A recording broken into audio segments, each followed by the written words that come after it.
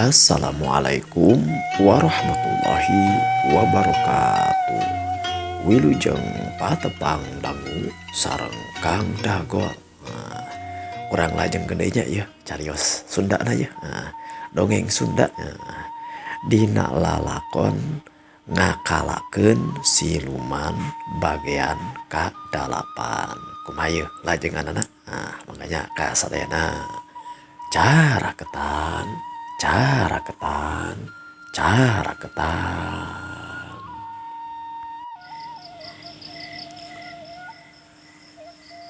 Dina bagian anu atos kalangkung urang teh nuju nyaritakeun kaayaan cenah si Jantra yeuh arek diuji atas diuji bade disipuh ilmu cenah yeuh ku Ki Imin sareng Mang Obonnya urang lajengkeun yeuh cariosna yeuh. Poekna peuting waktu harita teu jadi halangan pikeun tilu jalma anu laleumpang we mapai-mapai galengan pairing-iring. Anu ti heula nyaeta Ki Imin ditema ku si Jantra tuluy disusul deui ku Kang Obon. Sanggeusna maranehanana ieu tiluan teh nepi ka sisi lemur satuluyna mah nyorang jalan anu rada mudun anu dituju teh geuningan ka hiji wahangan. Ti kajauhan sora anjing di sisi lemur rage gue kadenge hawar-hawar malahan mah sora wahangan cai wahangan di malahan mah sora cai wahangan di lebak geus kadenge we hawar-hawar tangtu kaayaan waktu peuting anu sepi jempling anu ngajadikeun eta sora cai wahangan teh atra pisan kadengena beuki deukeut beuki kadenge malahan mah seah we kadenge sora wahangan di sabeudeung eta wewengkon.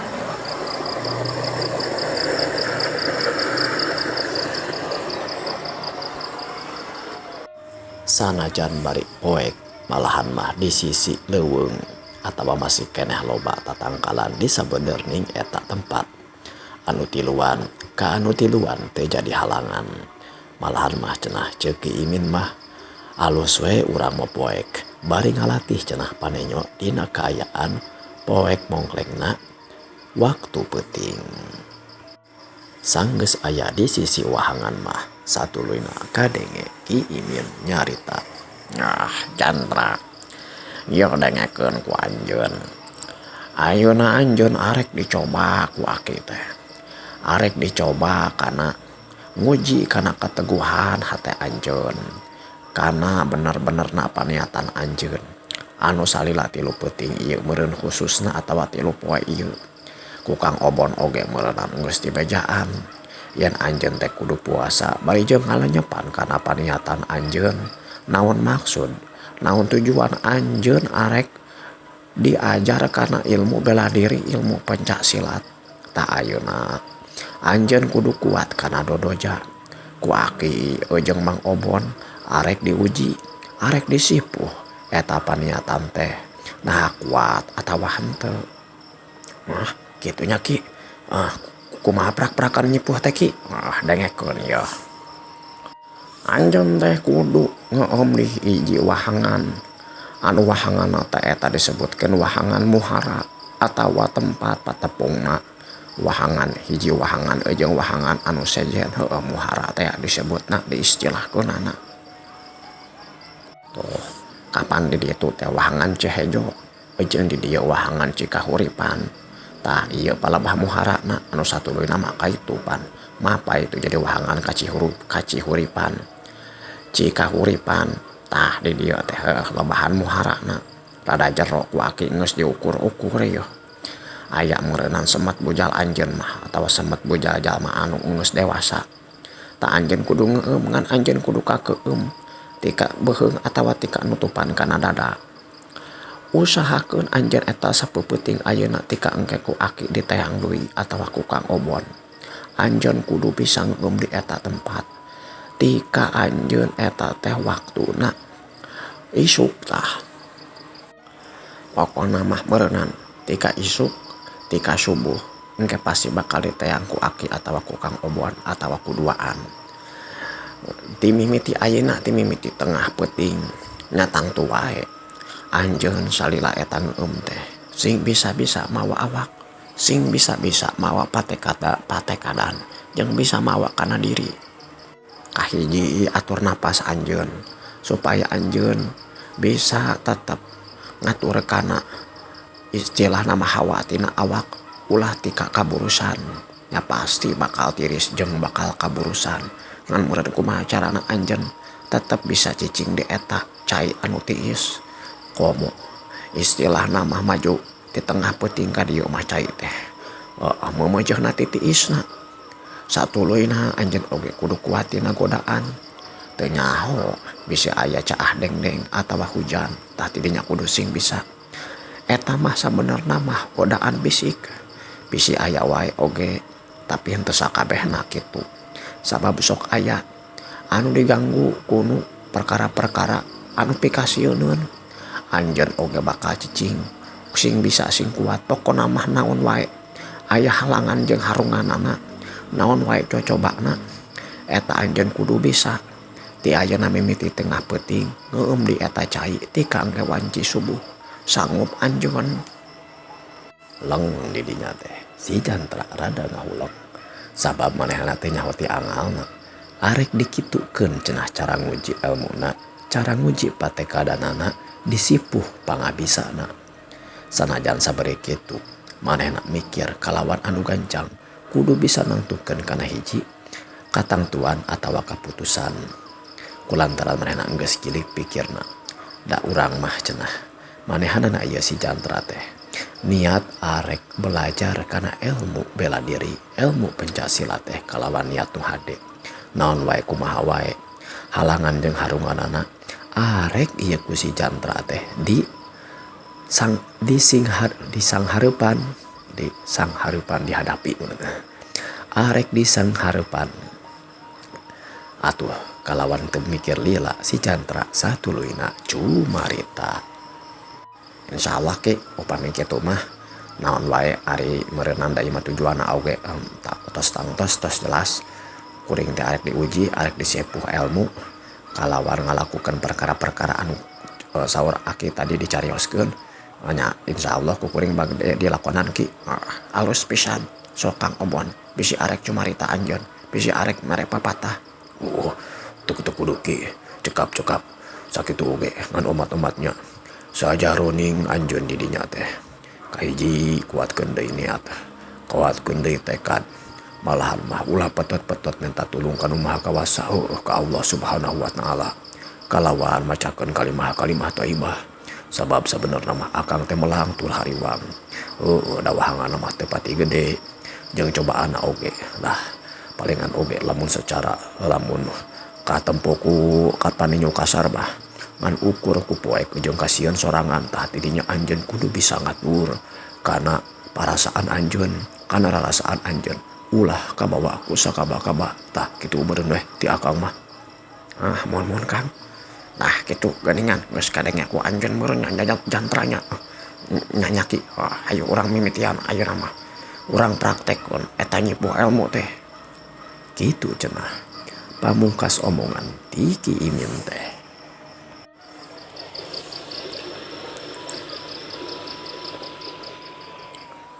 Seahna sora cai ti wahangan awor cenah ujung sora jangkrik jeung cari cangkas di sisi wahangan malahan mah nyaeta tadi hawar-hawar masih kadenge we sora anjing anu ngagogog meureun aya jalma anu ngaliwat atawa masih keneh nyesa ngagebahkeun tilu urang jalma anu tadi ngaliwat di sisi lemur angin peuting ngahiliwir nebak kana dangdaunan ting keresek ting korosak sanajan teu pati atra teh jelas kadengena nyatang tu wae ari hawa mah karasa tiis komo-komo geus kabayangkeun ku si Jantra teh lamun dina kaayaan ngeueum tapi ngeueum di jero cai geus kabayangkeun ku si Jantra teh lamun dina kaayaan ngeueum di jero cai tapi perkara nu eta geus diitung ku si Jantra rek naon wae cenah. Da pastina oge ieu anu disebutkeun nyipuh atawa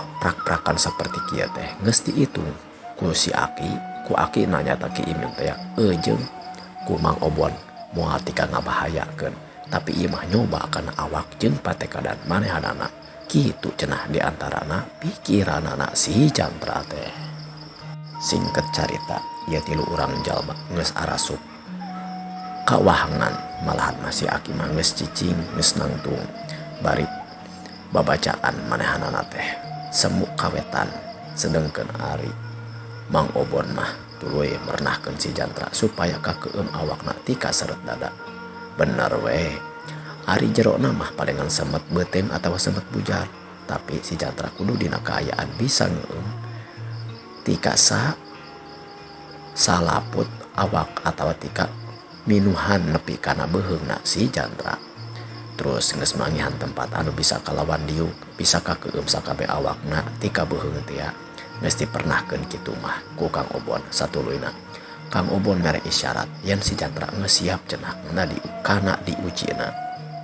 Satuluyna teu katingari ari kunyam-kunyemna mah sabab dina kaayaan keur poek, tapi Mang Obon jeung Ki Imin teh kunyam-kunyem babacaan anu intina mah cenah nitipkeun si Jantra anu arek nyipuh kana elmu, nyoba kana awak naikkeun tingkatan tina palebah ka batinanana supaya kuat cenah nandangan atawa nying hareupan sagala rupa naon wae anu bakal kajadian. Sanggeus kitu mah Ki Imin pamit, malahan mah Kang Obon oge bari terus-terusan ngawawadianan ka si Jantra wayahna cenah dimimiti harita sing kuat bisa ngeueum di eta muhara cai teh tika engke waktu subuh. Wah nya Jantra, sok ayeuna anjeun laksanakeun sakumaha anu tadi dibejakeun ku Aki, sakumaha ayeuna anu aek dipraktekkeun ku anjeun. Sok timimiti ayeuna anjeun sing bisa mawa, sing bisa ngalaksanakeunana ujian kalawan patekadan oge nya sing bener, sing naon istilah nama sing kokoh, sing anceg, sing pageuh. Aki arek pamit ya nya, mudah-mudahan anjeun aya dina kalancaran. Nya Ki, hatur nuhun Ki kana pidoana. Nya yo sok nya yo. Assalamualaikum. Waalaikumsalam Ki. Nya Jantra nya. Akang oge yo. Was sing omat-omat ulah pohonya yo. Kanu maha kawasa bari ngadoa bari dikir moal naon. Ngan awas mun aya cocoba anjeun kudu sing kuat. Mon Kak. Nya yo akang oge arek ninggalkeun anjeun. Nya mangga Kang. Yo. Assalamualaikum. Waalaikumsalam Kang. Satuluy nama Mang Obon jeung Ki Imin teh ninggalkeun si Jantra we lempang ngapai jalan anu rada nanyak muru deui ka lemurna. Kakocapkeun sanajan ieu nu duaan nyaeta Kang Obon jeung Ki Imin geus asup deui ka imah Ki Imin teh duanana teu tuluy langsung sare, malahan mah Ki Imin mah langsung nyokot kana cai wudu nya kitu deui Kang Obon oge satuluyna mah ngalaksanakeun salat sunat 2 rakaat jeung dikir we sabisa-bisa mantuan cenah kalawan doa supaya ieu si Jantra anu eukeur diuji eukeur naikkeun kana elmuna dipaparinan kalancaran tur ditangtayungan ku Nu Maha Kawasa. Kakocapkeun si Jantra di jero wahangan atawa nu keur ngeueum di punten ya anu keur ngeueum di leuwih atau muhara wahangan teh saditinggalkeunana ku Ki Imin jeung Kang Obon. Ieu si Jantra teh diuk we dina batu anu kabeneran aya di dinya rada lempar tika rada jongjon atawa genah di diukanana teh tumaninah we manehna bisa diuk dina jero cai kalawan bisa kakeueum sakabeh awakna kacaba meureunna tika beuheung ka luhur. Nah teh si Jantra teh sabenerna rada hariwang sabab ieu kalakuan teh karak pisan dilakonan ku manehanana. Mikir dina hartena kumaha cenah duh punten ya mikir cenah kumaha lamun manehanana aya dina kaayaan di rogahala tuluy tika dicangcang malahan madina dikeum di wahangan saperti kieu.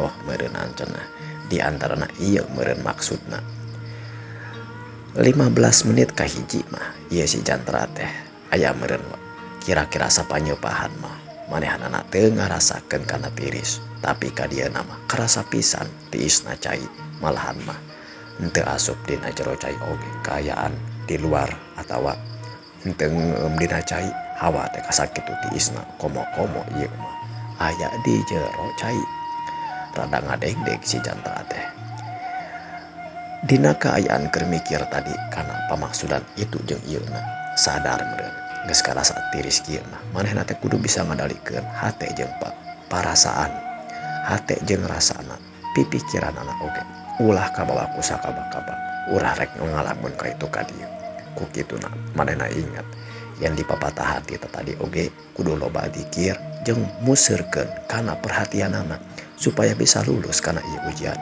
utamana mah menta ditangtayungan ku Nu Maha Kawasa diijabah sapanaja ku Allah Subhanahu wa taala sanggeus mikir kana hal eta mah terus we manehanana museurkeun kana pipikiran museurkeun kana rasa jeung hatena supaya tetap dikir eling kanu Maha Kawasa ka Allah Subhanahu wa taala hatena ngucapkeun kalimah-kalimah thayyibah malahan mah semu digerendengkeun oge ku lisana atawa dikunyemkeun ku bahamna pikirna si jantra urang teh kikieuan teh nah kudu peureum nah kudu beunta nya bingung ya mun dibeuntakeun ka tempat poekna lamun dipeureumkeun osok loba dedengean tah cenah aya nu korosak di belah tukang naon melah kita kuring teh kudu museur iya kudu museur pokona perhatian anak galecokna hate sora si jantra sanajan lambaina atawa bahamna kunyam-kunyam babacaan daya kitu hate mah osok kabengbat atawa osok aya ku obah gingsir sagala rupa dina hatena galecok we nyarita tapi ka dieu mah manehna tuluy ngusahakeun supaya cenah museur perhatianana kana tujuanana sanggeus kitu mah leup we sagala rupa anu kadenge sagala rupa anu karasa sagala rupa gogoda ku manehanana disinglarkeun akhirna mah si jantra bisa ceceg anceg antara pikiran hate jeung rasana museur kana naon anu keur dilakonanana supaya bisa teteg anceg dina eta tempat kalawan henteu kagoda cai anu asalna tiis teh saeutik-saeutik geus kaasaan ku si jantra manehanana mulai ngatur kana napasna supaya henteu gancang teuing jeung teu alon teuing jeung ngararasakeun kana eta hawa cai teh supaya awakna bisa nyaluyukeun kana eta hawa supaya teu karasa teuing kana tiisna akhirna mah sanggeus sababaraha waktu manehanana sanajan tiris masih keneh karasa tiris tapi henteu tika ari ngadeg-deg mah komo tika kaburusan mah si jantra bisa ngadalikeun kana hawa awakna nyaluyukeun kana kaayaan jeung hawa tina cai dipikir-pikir mah ceuk aja nganur ya oge ari 60% awak teh cenah malahan mah sebutkeun pokona mah leuwih loba lah unsur cai dina awak teh mantakan lamun osok wudu osok mani meureun aya getih malahan badaging oge geuningan lamun geus di kilo atawa geus digaringkeun mah kiloanana geuningan jadi kalakah hampang da meureunna loba pisan dina jero daging teh cai hungkul makulantaran anjeun awak loba keneh cai tinimbang perkara sejena sing bisa saluyu siahnya jeung hawa dina cai ieu kitu cenah di antara pipikiranna si jantra teh ana barangkur kitu teh seak we sora cai caah kadenge ti beulah girang sabenerna mah si jantra teh ngarasa luas bener we lab we eta cai anu keur dina kaayaan ngeueum manehanna teh karasa mingkin luhur malahan tika kana gadog satuluyna mah nutupan kana bahamna ngarasa man ieu cai teh beuki luhur si jantra tuluy ngahanyatkeun kana awakna supaya nyaluyuan kana luhurna cai supaya teu kakeueum cenah kana istilahna mah kana irungna namun kana irona mah manatang tuh teu bisa napas. Malahan mah satuluy mah karasa pisan lamak tina cai ge karasa oyag-oyagan tika ngingeungkeun atawa ngagebikeun awakna henteu bisa ceceg anjeung sakumaha anu mimiti. Punten ya. Teu jiga cara samimiti. Akhirna mah rek kitu rek ieu ge manehna arek teguh cenah supaya henteu kabawa ku eta cai. Komo-komo lamun kabawa palin mah. Atuh si Jantra teh ngusahakeun nyaimangkeun kana awakna.